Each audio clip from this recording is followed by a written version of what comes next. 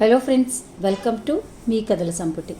Friends, ఈరోజు రాగబంధం రక్తబంధం నవలలోని 7వ భాగాన్ని చూద్దామండి.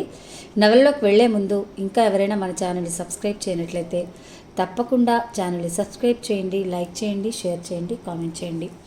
ఆసక్తి ఉన్న మీ స్నేహితులకు, బంధువర్గానికి మన ఛానల్ని షేర్ చేసి ఛానల్ని వారి చేత కూడా సబ్స్క్రైబ్ చేయించి నన్ను ప్రోత్సహిస్తారని ఆశిస్తున్నాను. ప్లీజ్ సబ్స్క్రైబ్ టు మీ కథల సంపుటి ఛానల్. ఇక నవలలోకి వెళ్ళిపోదామా. మరి చదువుతున్నది శాంతినారాయణ. ముగ్గురు కలిసి డాల్ఫిన్ హోటల్కి వెళ్తారు. ఆ తర్వాత కథలో ఏం జరిగిందో ఈ భాగంలో చూద్దాం. సర్వర్ బాబుగాడి మీద అంతెత్తున రంకెలు వేస్తూ, కళ్ళు మూసుకుపోయాయా? ఇందాకటి నుంచి నీ వరుస చూస్తున్నాను. ఒక లెక్కన చేస్తున్నావు అల్లరి. ఈ హోటల్ మీ బాబుగాడిది అనుకుంటున్నామేమిట్రా అంటూ కోపంగా అడిగేసరికి నాకు ఒళ్ళు తెలియని ఆవేశం ముంచుకొచ్చింది. ఎవరైనా మీ బాబు అనేసరికి ఎందుకంత పౌరుషం పొడుచుకొస్తుందో ఇప్పుడు నాకు అర్థమైంది. వాడి బాబుని నేనేగా, అందుకేనేమో నాకంత పౌరుషం వచ్చింది. కప్పులు కడుక్కునే వెధవల చేత కూడా మాటలు పడాల్సి వస్తుందే అన్న బాధతో, కోపావేశంతో శ్రీ చెంప మీద అటు ఇటు వాయించాను. ఇందాకటి నుండి చెప్తున్నాను, అల్లరి చేయకురా అని. మా మాట వింటేనా? నువ్వు స్థిరంగా ఉంటే అడ్డమైన వాళ్ళ చేత మాటలు పడేవాళ్ళమా అంటూ కేకలు వేశాను. సులోచన నాకు అడ్డుగా నిల్చుని బాబుని తీసింది. వాడు ఏడవడం ఆరంభించాడు. సర్వర్ నా మీదకొచ్చి, ఏంటి సాబ్, ఏంటి చూస్తున్నారు? కోపంగా రెట్టిస్తూ అడిగాడు. వాడి నోట్లో నోరు పెట్టడం నాకు అంత ఇష్టం లేదు, అందుకే కామ్గా ఊరుకున్నాను. నా మెత్తదనాన్ని చూసి వాడు ఇంకా ఏదో వాగుతున్నాడు. నాకు ఒళ్ళు కుతకుతలాడిపోయింది. ఏంట్రా ఊరుకుంటుంటే ఇందాకట్లుండి రెచ్చిపోతున్నావు? ఆ 2 ప్లేట్ల ఖరీదెంత చెప్పు, డబ్బు వద్దు పడేస్తాను. కప్పులు కడుక్కుంటూ టిఫిన్ల కోసం ఆశగా చూసే నీలాంటి అలగా వెదవల నోట్ల నోరెందుకు పెట్టడం అని ఆలోచిస్తున్నాను. రెచ్చిపోతున్నావు అంటూ సర్వర్ కాలర్ పట్టుకున్నాను. సరిగ్గా అప్పుడు హోటల్ ప్రొపరేటర్ వచ్చి సర్వర్ని చెడామడా తిట్టిపోశాడు. అతను ఎవరనుకుంటున్నావురా? ఈ సిటీలో పేరు మోసిన పెద్ద డాక్టర్. ఉన్న పళంగా ఈ హోటల్ని కూడా కొనగలడు. పెద్దవాళ్లతో మాట్లాడే తీరు ఇదేనా అంటూ చీవాట్లు పెట్టాడు. లలిత నా చేయి పట్టుకుని, మాధవ్, వాళ్ళతో మనకెందుకు విధవ గొడవ, రా వెళ్ళిపోదాం అర్థింపుగా అంది. హోటల్ ప్రొపరేటర్ నా 2 చేతులు పట్టుకుని దీనంగా చూస్తూ, డాక్టర్ గారు, మా హోటల్లో మీకు ఇంత అవమానం జరిగినందుకు వాడి తరపున నేను సారీ చెప్పుకుంటున్నాను బ్రతిమిలాడుతూ అన్నాడు. అది కాదు సార్, ఊరుకుంటుంటే రెచ్చిపోతున్నాడు. కప్పులు కొడుక్కునే వెధవలకు కూడా ఇంత పొగరా? కోపంతో ఊగిపోయాను. అంతేనండి, వెధవలు నోట్లోకి 5 వేళ్ళు వెళ్తే కళ్ళు మూసుకుపోయి ఏడుస్తారు. పెద్దవాళ్ళ దగ్గర ఎలా మసులుకోవాలో తెలియదంటూ గొణుక్కున్నాడు ప్రొపరేటర్. సులోచన నా భుజం మీద చేయి చాచి, ఏమండి రండి వెళదాం అంది. బిల్లు చెల్లించాలి కదా అన్నాను. బిల్లు నేను పే చేశానులేండి, ఆ 2 ప్లేట్ మీల్స్ కూడా అంటూ ముందుకు దారి తీసింది. ఆమెను అనుసరించాను. లలిత మాకంటే ఓ 10 అడుగుల దూరంలో ఉంది. సరిగ్గా అప్పుడు మా వెనుక నుండి 2 సర్వర్లు ఏదో గొణుక్కుంటూ మా ఇద్దరి చెవులకు స్పష్టంగా వినిపిస్తోంది. ఆ ఇద్దరిలో ఒకడు, ఆ డాక్టర్కి పిల్లలు లేరు కదూ ప్రశ్నించాడు. మరొకడు, లేరు, ఆ పిల్లాడిని వీడే కన్నట్టు ఫీల్ అయిపోతూ ఉంటాడు. నీ బాబుదా అనేసరికి అంత పౌరుషం పొడుచుకొచ్చిందేమిటి వాడికి?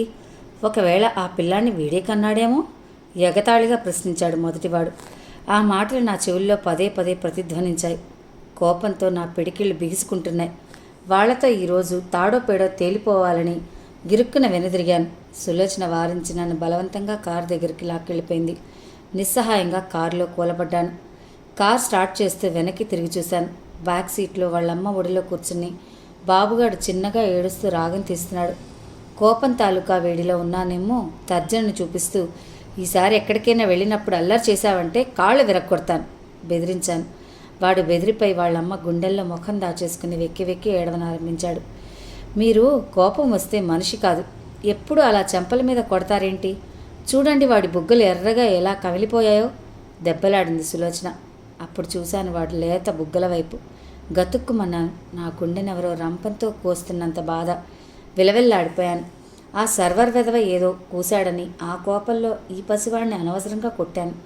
పాపం లలిత నన్ను ఏమీ అనలేక తనలో తానే బాధపడుతుందేమో. బాబుని గుండెలకు హత్తుకుని, నీ మూలంగా అంకుల్ భోజనం చేయకుండా సగంలో లేచిపోయారు. చూడు, నువ్వు చేసిన పనికి ఆ వెధవ అంకుల్ని ఎన్ని మాటలు అన్నారు. బయటికి వచ్చినప్పుడు ఎంత బుద్ధిగా ఉండాలి. అలా అల్లరి చేయొచ్చునా? ఊరుకోబెడుతూ అన్నది లలిత. కారు ముందుకు పోనిచ్చాను. దారిలో ఏదో షాపింగ్ పని ఉందని సులోచన కారు ఆఫ్ చేయించింది. కారు ఒక చోట పార్క్ చేశాను. సులోచన ఒక్కతే కారు దిగి షాప్లోకి వెళ్ళింది. బాబు ఇలా రా, బ్యాక్ సీట్ వైపు తిరిగి పిలిచాను. నేను రాను అన్నాడు బెంకంగా. నేను కొట్టానని వాడికి నా మీద చాలా కోపం వచ్చింది. నవ్వు ముంచుకొచ్చింది. ముసిముసిగా నవ్వుకుంటూ లేచాను. లలిత పక్కగా కూర్చుని వాణ్ణి తీసుకోబోయాను.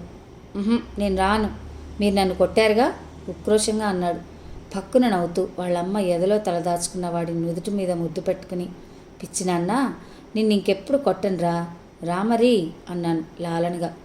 రానని భీష్మించుకుని కూర్చున్నాడు.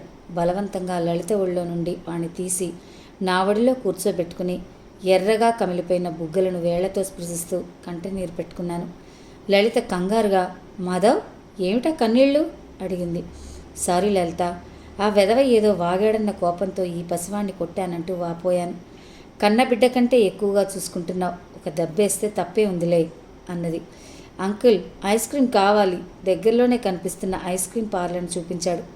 ఓస్ ఐస్ క్రీమ్ తింటావా, ఉండి తెస్తాను అని అక్కడి నుండి పార్లర్కి వెళ్ళి ఒక కప్ ఐస్ క్రీమ్ తెచ్చి వాడికిచ్చి స్టీరింగ్ ముందు కూర్చున్నాను. ఇంతలో సులోచన వచ్చి కారులో కూర్చుంది. కార్ స్టార్ట్ చేస్తూ, ఇప్పుడు ఎక్కడికి వెళ్దాం అడిగాను. మనం వెళ్ళబోయే థియేటర్కి మా ఫ్రెండ్ వాళ్ళు ఉంటున్న ఇల్లు దగ్గరే. వాళ్ళ ఇంటికి వెళ్ళి కాసేపు రెస్ట్ తీసుకుని ఫ్రెష్ అయ్యి సినిమాకి బయలుదేరదాం. గడగడా పాఠం అప్పచెప్తున్నట్లు చెప్పింది సులోచన.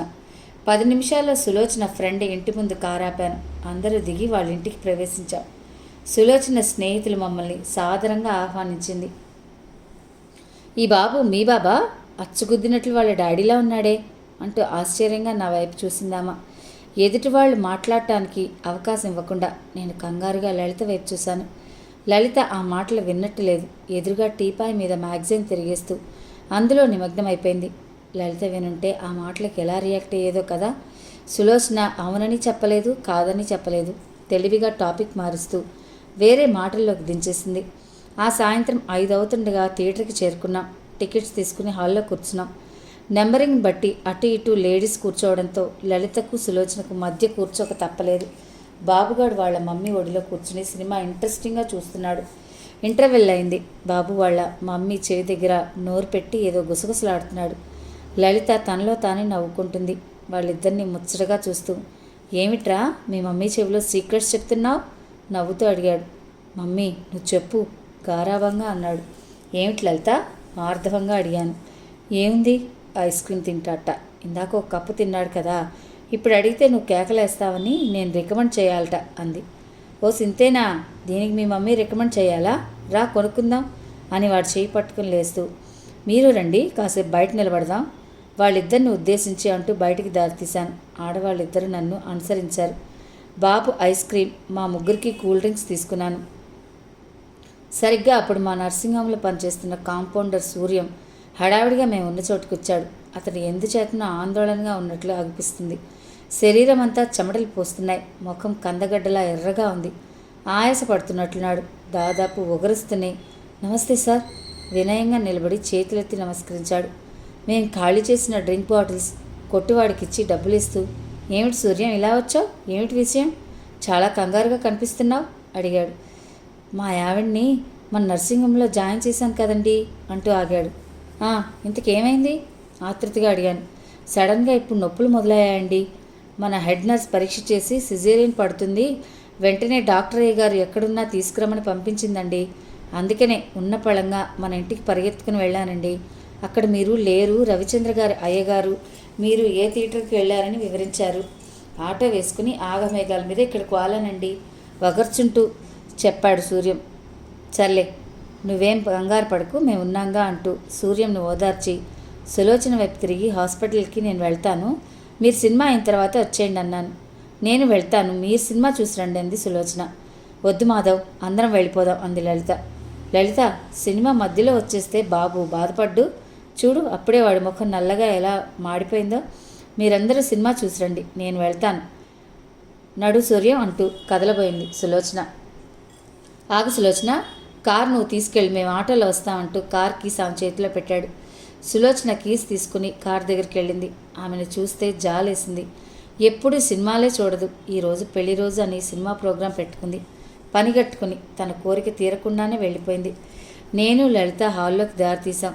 బాబు మాకంటే ముందు వెళ్ళి కూర్చోవాలనే తపనతో కంగారుగా మెట్లెక్కబోయి ముందుకు పడ్డాడు. కెవ్వున అరుస్తూ ఏడుపు లంఘించుకున్నాడు. లలిత గబగబా వెళ్ళి వాణ్ణి తీసి ఊరుకోబెట్టింది. లలిత ప్రక్కగా కూర్చుంటూ దెబ్బ ఏదైనా తగిలిందా ఆందోళనగా అడిగాను. దెబ్బ తగలలేదు, పాదం మడతపడింది, నొప్పిగా ఉన్నట్టుందన్నాడు. బాబు సన్నగా రాగం తీస్తున్నాడు. ఎదురు సీట్లో కూర్చున్న వాళ్ళు విసుగ్గా చివ్వున మా కేసు చూసి వెనక్కి తిరిగారు. సినిమా చూసేటప్పుడు పిల్లలు ఏడిస్తే ఎవరికైనా డిస్టర్బెన్స్ మరి. లలిత దగ్గర నుండి బాబుగాడిని తీసుకుని ఊరుకోనన్నా అలా ఏడవచ్చునా, పక్క వాళ్లకు డిస్టర్బెన్స్ కదూ అంటూ లాలించాను. కాలు నొప్పిగా ఉంది అంకుల్ అంటూ పాదం ఎత్తి చూపించాడు. మరి నువ్వు తిన్నగా ఉండవుగా, ఏదో ఒక దెబ్బ తగిలించుకుంటావురా, ఇంటికి వెళ్ళిన తర్వాత మందు రాస్తానంటూ వాడి పాదాన్ని మృదువుగా నొక్కుతూ సినిమాలో నిమగ్నమయ్యాను. సినిమా అయిపోయింది. బాబుగాడు చేయి పట్టుకుని ఓ 10 స్టెప్పులు వెళ్ళానో లేదో వెనక నుండి లలిత మాధవ్ గాబరాగా పిలిచింది. వెనతిరిగి చూశాను. లలిత వెనుక ఓ 4 కుర్రవెదవులు నిలబడి వెకిలి నవ్వులు నవ్వుతూ ఆమెను కావాలని రాసుకుంటూ తోసుకుంటూ వస్తున్నారు. లలిత బెదురుచూపులు చూస్తూ ఓ పక్కగా ఒదిగి ఒదిగి నిలబడింది. ఆ కుర్రవెదవల్ని గుర్రుగా కోపంగా చూస్తూ ఒక్క ఉదుటిన లలిత వద్దకు వెళ్ళాను. వాళ్ళ నన్ను చూసి గబగబా కిందకి వెళ్ళిపోయారు. ఆమె చెయ్యి అందుకుని రా వెళదాం అన్నాను దారితీస్తూ. కొండంత బలం వచ్చినట్టు చెయ్యి గట్టిగా నొక్కి పట్టుకుని నన్ను వదిలేసి అలా వెళ్ళిపోయావే చిన్నపిల్లలా గోముగా అడిగింది. నాకు నవ్వు ఆగలేదు. పక్కపక్క నవ్వాను. నీకు నవ్వులాటగానే ఉంటుంది. నేనెంత భయపడ్డానో తెలుసా? మా ఆయనతో చెప్తాను ఉడుక్కుంటుంది. ఏం చెప్తావు ఆసక్తిగా అడిగాను. ఈసారి ఎప్పుడు నీ కూడా ఎక్కడికి పంపించొద్దని చెప్తాను.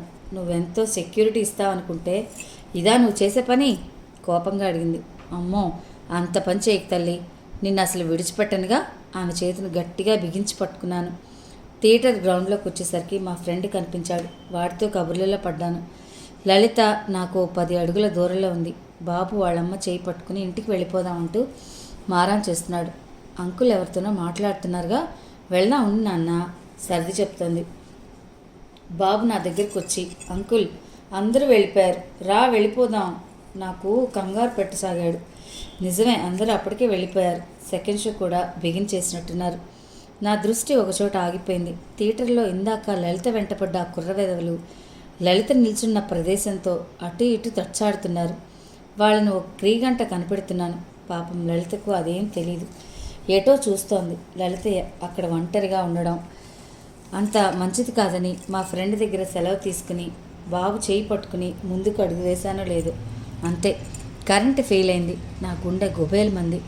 లలితను చీకట్లో ఆ కుర్రవెదవలు ఏదైనా చేసేయచ్చు అనుకోగానే గుండె దడదడా కొట్టుకోవడం ఆరంభించింది. కంగారుగా అడుగులు ముందుకు వేశాను. ఆ చీకట్లో లలిత నిల్చున్న చోటుకి వెళ్ళబోయి దారి తప్పాను. అంతలో అప్పుడు లలిత మాధవ్ మాధవ్ ఆక్రందిస్తోంది. ఆమె పిలుపు విన్న నాకు వళ్ళు జలధరించిన భయంతో నా లలిత ఏమీ కాలేదు కదా, ఎంతో ఆపదలో ఉంటే గానీ అలా ఆవేదనగా గావరగా పిలవదు. మళ్ళీ మాధవ్ ఎక్కడున్నావు, తొందరగా రా ధైర్యంగా పిలిచింది. ఆ పిలుపు ఎట్నుండి వచ్చిందో ఆనవాళ్ళు పెట్టుకున్నట్టు వెళ్ళాను. ఎలాగైతేనే లలితను చేరుకోగలిగాను. లలిత చిన్నగా రోధిస్తూ నా ముఖాన్ని తన చేతులతో మాధవ్ నువ్వేనా అంది ఆవేదనగా. నేనే లలిత, భయపడకు, ఊరుకు అన్నాను ఆమె భుజం తడుతూ. లలిత బోర్ను ఏడుస్తోంది. మలయమార్తల్లా నన్ను అల్లుకుపోయింది. నన్ను విడిచిపెట్టి ఎక్కడికి వెళ్ళిపోయావు? ఈ చీకట్లో ఎవరో గుర్తు తెలియని వెధవలు నా భుజం మీద చేతులేశారు. నాకెంత భయం వేసిందో తెలుసా? వెక్కి వెక్కి ఏడుస్తోంది. సారీ లలిత, నా ఫ్రెండ్స్తో మాట్లాడకుండా ఇంటికి వెళ్ళిపోయి ఉంటే ఈ దుర్ఘటన జరిగేది కాదు.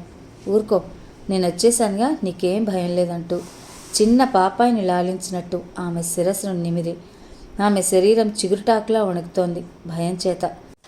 సరిగ్గా అప్పుడు కరెంట్ వచ్చింది. లలిత సిగ్గుపడిపోతూ దూరంగా జరిగి కళ్ళు తుడుచుకుంది. ఆటో తీసుకుని ముగ్గురెక్కి కూర్చున్నారు. ఆటో ముందుకు కదిలింది. బాబుని మా ఇద్దరికి మధ్య కూర్చోబెట్టాలని చూసింది. అయినా వాడు పేచీ పెట్టి లలితకు అటువైపు కూర్చున్నాడు. చేసేది లేక లలిత నాకు అతి చేరువుగా కూర్చుంది. ఆమె భుజం నా ఛాతికి అతి దగ్గరగా ఉండడంతో ఆమె శిరోజాల్లో మల్లెల పరిమళాలు నా ముక్కుపుటలను సోకి అవ్యక్త మధురమైన హాయిని మత్తును కలిగిస్తున్నాయి. ఒరే నాన్న, పడతావరా, నా ఒళ్ళో కూర్చో అంటూ బాబుని తీయబోయింది. నేను ఇక్కడే కూర్చుంటా. నువ్వే పడతావు, చేతి విసుక్కున్నాడు. ఏంటా సమాధానం పెద్ద చిన్న లేదా? మమ్మీని అలా అనడచ్చా? ఇలారా అంటూ చివాట్లు పెట్టి వాడిని నా పక్కగా కూర్చోబెట్టుకుని పడకుండా పట్టుకున్నాను. నా దగ్గర ఎంత చనువో అంత భయపడతాడు. కిమ్మనకుండా దోషిలా తలదించుకుని బుద్ధిమంతుడిలా కూర్చున్నాడు. ఆటో శరవేగంతో ముందుకు పోతోంది. ఉన్నట్టుండి ఆటో మలుపు తిరిగింది. ఆ కుదుపుకి లలిత పూలచెండులా నా ఒడిలో పడింది.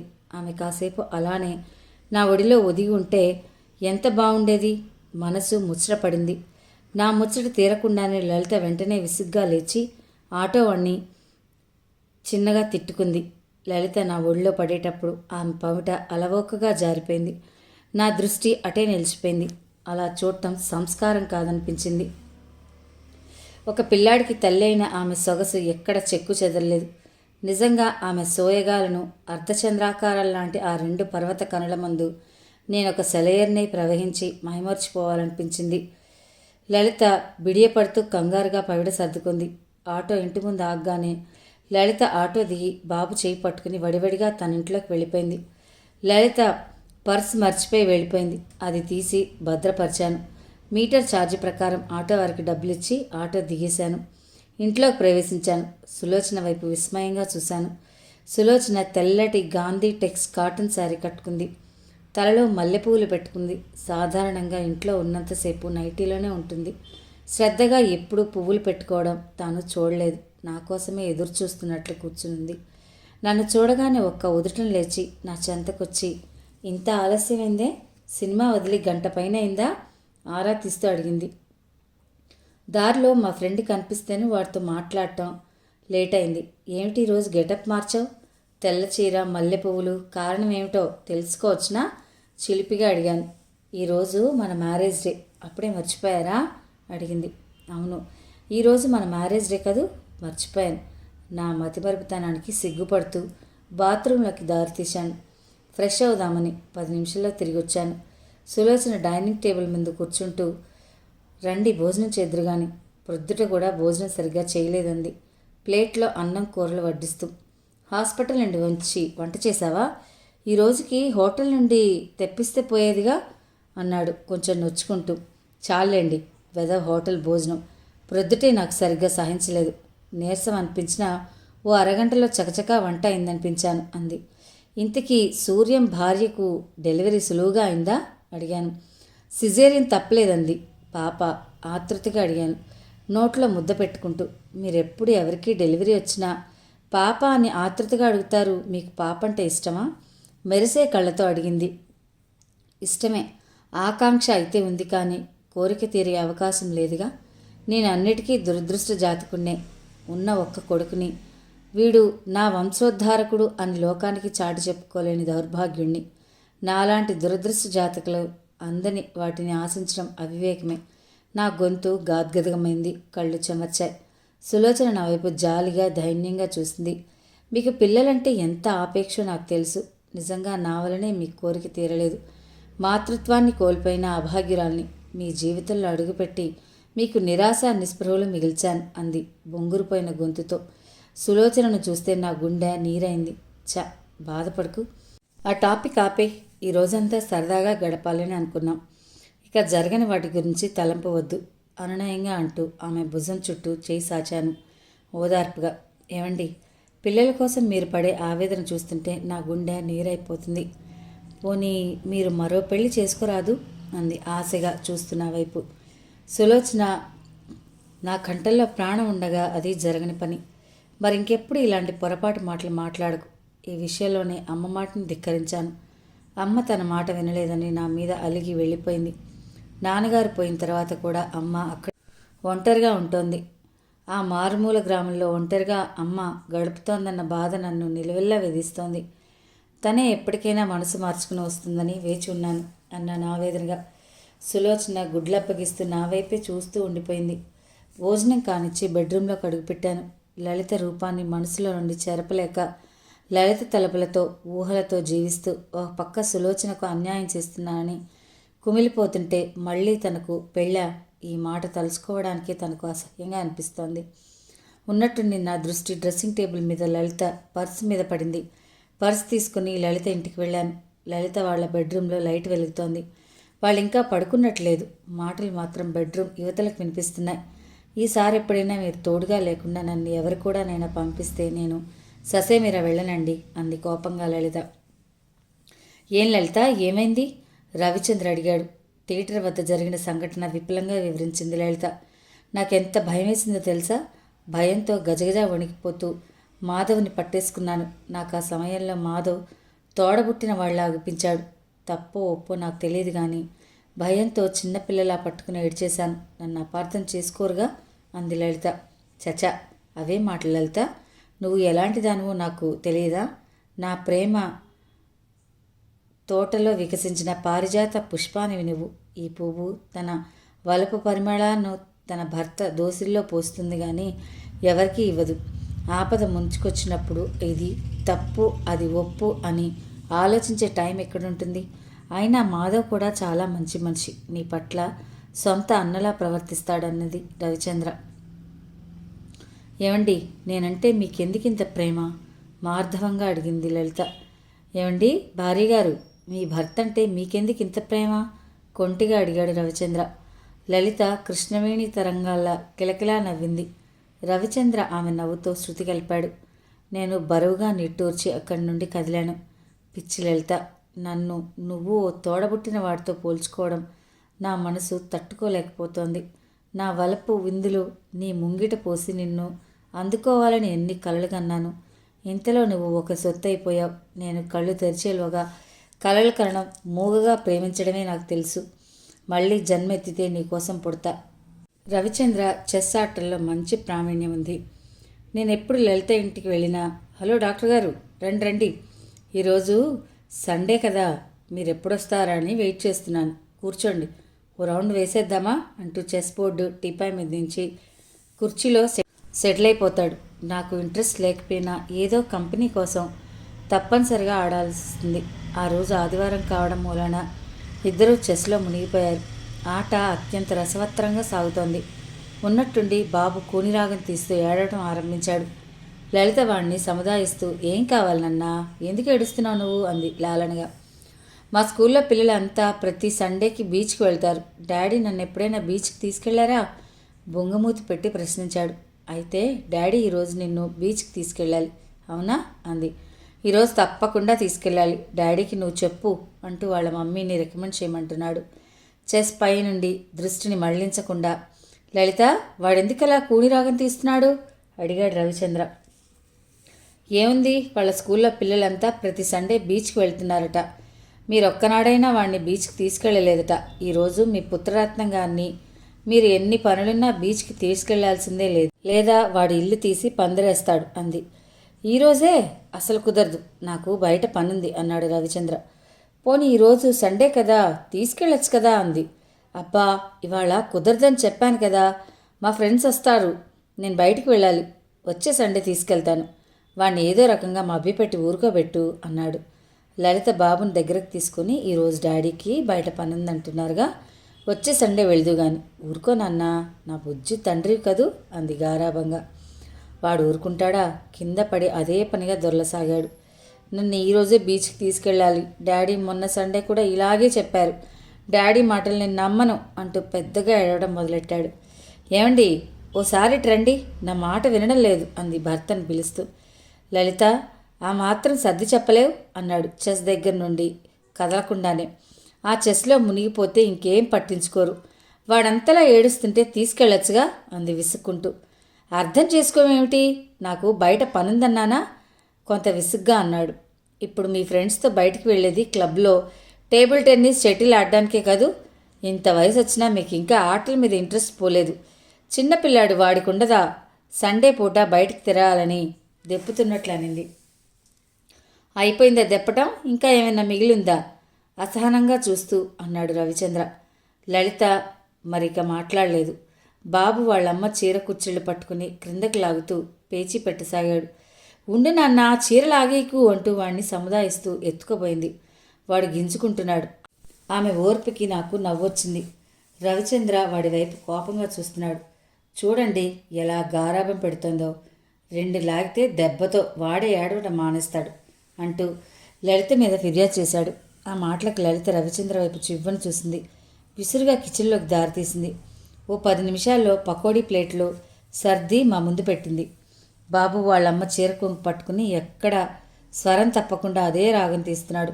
లలితకి ఈసారి నిజంగానే చెర్రెత్తుకున్నట్టుంది. వాడి వీపు మీద 2 అంటించింది. మీ స్నేహితురాలకి ఇప్పటి కోపం వచ్చిందండోయ్. వాడి వీపు మీద 2 పడింది. నేను గాని ఇప్పుడు అడ్డు వెళ్ళానా ఆ కోపంలో నా వీపు మీద కొండు 2 వేస్తుంది అనేసి 4 ఖర్చుకున్నాడు. లలిత తన వైపు కోపంగా చూడటంతో, అవును మరి, నేను అటువంటి దాన్ని కాదు కదా, అటువంటి వాళ్ళైతే మీకు బాగుండేది అంది చివ్వున కోపంతో. బొంగమూతి పెట్టింది. అందులోనూ ఆమెది చిన్న నోరేమో కోపంతో మల్లె మొగ్గలా ముడుచుకుపోయింది. సారీ లలిత, జోక్గా అన్నాను. భార్య చేయి పట్టుకుని అన్నాడు రవిచంద్ర. మృదువుగా తన చేతిని వెనక్కి లాక్కుంది. రవిచంద్ర ఈసారి చెస్ ముందు నుండి లేచి శ్రీకాంత్ని ఎత్తుకుని కళ్ళు తుడుస్తూ, ఊరుకో నాన్న, వచ్చేసండి తీసుకెళ్తానుగా అంటూ లాలించాడు. సరిగ్గా అప్పుడు వచ్చింది సులోచన. వచ్చి రావడంతోటే, వాడెందుకలా ఏడుస్తున్నాడు అడిగింది. లలిత విషయం చెప్పింది. వాడిని ఎందుకలా ఏడిపించడం, పోనీ మనం తీసుకెళ్దాం బీచ్కి అంది నా వైపు తిరిగి. లలిత కూడా వస్తుందేమో అడుగు అన్నాడు. లలిత, బీచ్కి వెళ్దాం, 5 నిమిషాల్లో తయారై అంది సులోచన లలితను కంగారు పెడుతూ. అబ్బే, నేను రాను, వాడిని తీసుకుని మీరు వెళ్ళండి అంది లలిత. పోనీ వెళ్ళొచ్చు కదా, ఇంట్లో ఉండి ఏం చేస్తావు, కాస్త రిలాక్స్గా ఉంటుంది, వాళ్ళు పరాయి వాళ్ళ అన్నాడు రవిచంద్ర. రా లలిత, 1 గంటలో వచ్చేద్దాం అంది సులోచన బ్రతిమలాడుతూ. అంతగా బ్రతిమాలించుకోవాలా, వెళ్ళొచ్చుగా అన్నాడు రవిచంద్ర చిన్నగా భార్యకు దగ్గర నిలబడి. లలిత 5 నిమిషాల్లో రెడీ అయి వచ్చింది. అందరూ కార్ దగ్గర చేరుకున్నారు. నేను ఫ్రంట్ సీట్లో కూర్చున్నాను. నా పక్కగా బాబిగాడు, లలిత, సులోచన బ్యాక్ సీట్లో కూర్చున్నారు. కార్ స్టార్ట్ చేసి ముందుకు పోనిచ్చాను. ఆడవాళ్ళ కబుర్లలో పడ్డారు. ఉన్నట్టుండి సులోచన, ఏమండి, ఓసారి కారు హాస్పిటల్కి పోనివ్వరు అంది.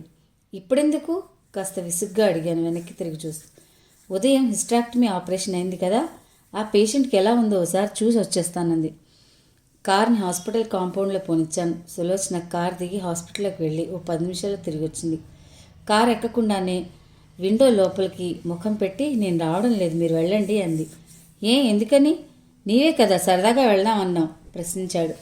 డెలివరీ కేసు వచ్చిందండి, ఆ అమ్మాయి కండిషన్ చాలా సీరియస్గా ఉంది అంది. పోనీ అందరం మానేద్దాం అన్నాను. మీరు వెళ్ళండి, చూడండి వాడి ముఖం అప్పుడే నల్లగా మాడిపోయింది, ఏం పేచి పడతాడో ఏమో, నేను రాకపోతే మీరు వెళ్ళొచ్చు కదా అంది. వద్దులే మాధవ్, ఇంటికి వెళ్ళిపోదాం అంది లలిత.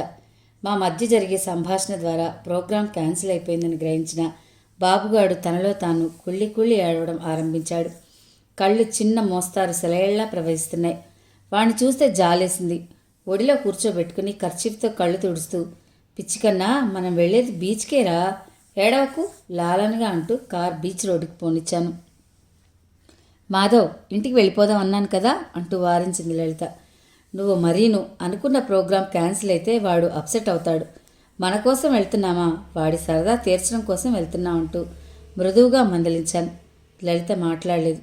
బీచ్కి ఓ 1/2 కిలోమీటర్ దూరంలో కార్ పార్క్ చేశాను. అందరూ కార్ దిగి ముందు పార్క్లోకి దారితీసాం. పార్క్ అంతా తిరిగి బీచ్కి చేరుకున్నాం. బీచ్ చాలా సందడిగా ఆహ్లాదంగా ఉంది.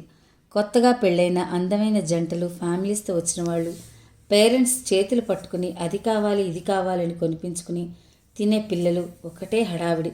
సముద్రపు ఒడ్డున ఒకచోట కూర్చున్నాం. సముద్రంలో కెరటాలు కన్నెపడుచు పరువంలా ఇంతెత్తున ఎగిసెగిసి దభేల్న కింద పడుతున్నాయి.